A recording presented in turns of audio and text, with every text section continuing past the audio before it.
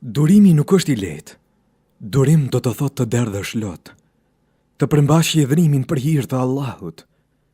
Durim është gëlltitja e fyerjeve.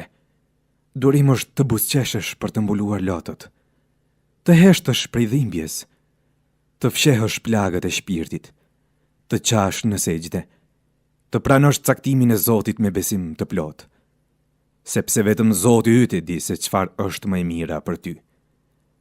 Ai e di rëndësinë e shpirtit tënd. Ai të ka dëgjuar kur i je lutur. Ai ka parë lotët në sytë e tu. Ai nuk të braktis kurrë. Ai të do më shumë se kushdo. Ai ka thënë se është me durimtarët dhe ka premtuar shpërblim të madh për ata. Andaj mos lë asnjë sprovë të largoj prej Allahut. Kur robrit e mi të pyesin për mua, unë jam afër, i përgjigjem lutjeve të lutësit, kur ai më lutet mua. El Bekare, 186. Ebu Hurera radiallahu anhu na transmeton se i dërguari i Allahut ka thënë: dy fjalë janë të lehta për gjuhën, por të rënda në peshore dhe shumë të dashura tek Allahu. Ato fjalë janë: Subhanallahi wa bihamdi, Subhanallahi al-azim. Nëse dëshiron që veprat e mira të peshojnë më shumë se veprat e këqija, atëherë shpeshto këto fjalë: Subhanallahi wa bihamdi, Subhanallahi al-azim.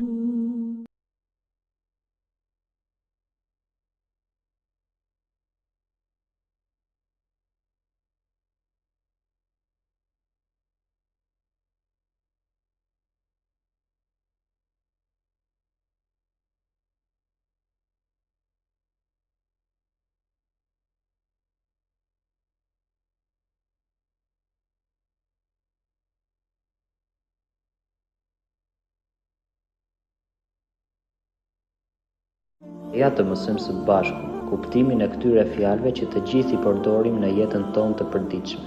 Subhanallah, i pastër është Allahu nga çdo emet.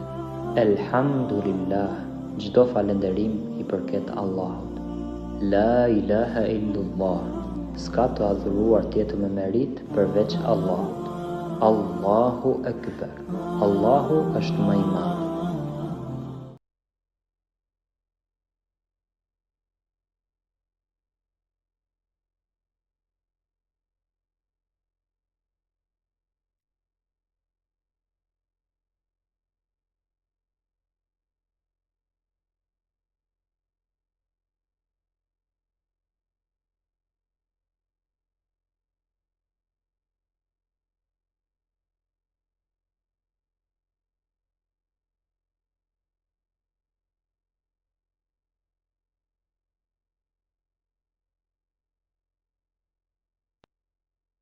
I dërguari i Allahut, sallallahu alaihi wasallam, ka thënë: O njerëz, pendohuni tek Allahu, nga se unë pendohem tek Allahu 100 herë në ditë.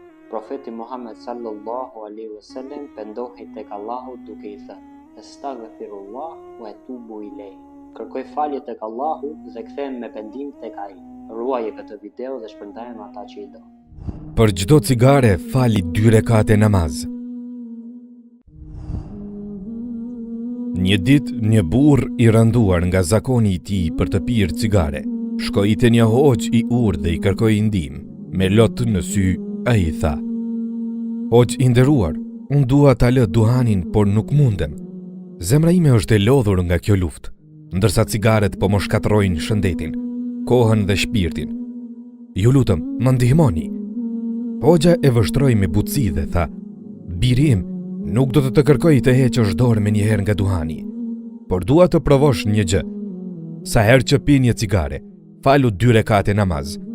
Mos e refuzo cigaren në fillim, por pas çdo cigareje, ngritu, pastrohu dhe qëndro para Allahut. Burri mbeti i habitur. Si mund të ndihmonte kjo? Por, me shpresë në fjalët e hoxhës, vendosi ta zbatoj. Ditët kalonin. Sa herë që ndiste një cigare, e mbështjell nga tymi dhe pendesa, ai kujtohej për premtimin që i kishte dhënë vetës dhe Zotin e tij. Pas çdo cigareje, nisej për t'u falur, me zemrën e rënduar. Ai ngrihej në këmbë, merrte abdes dhe qëndronte në sejdë duke u lutur Zotit. O Zot, më ndihmo të shpëtoj nga kjo varësi, më largo nga kjo e keqe që po më mbulon jetën. Namazi filloi të jepte paqe. Ai nisi të ndjente një dritë në zemrën e tij dhe me kalimin e kohës, çdo cigare që ndiste i sillte më shumë peshë në ndërgjegje. Nuk vonoi shumë dhe burri e kuptoi që nuk kishte më dëshirë për të pirë cigare. Si mund të vazhdonte të bënte një veprim që e largonte nga Zoti, kur namazi i dhuronte qetësi dhe shpëtim? Pas disa javësh, burri u kthye tek hoxha me fytyrën e ndriçuar dhe i tha: "Hoxh i nderuar, faleminderit për këshillën tuaj. Unë tani e kam lënë duhanin. Nuk më duhet më tymi që më shkatërronte shpirtin, sepse tani zemra ime është e mbushur me dritën e namazit." Hoxha buzëqeshi dhe tha: "Biri im, nuk isha unë ai që të ndihmova. Ishte vetë lidhja jote me Zotin e forcuar nga namazi që të shëroi. Të falat për Allahun largojnë çdo të keqe, kurse ai që kthehet te Zoti kurrë nuk mbetet i humbur." Mesazhi.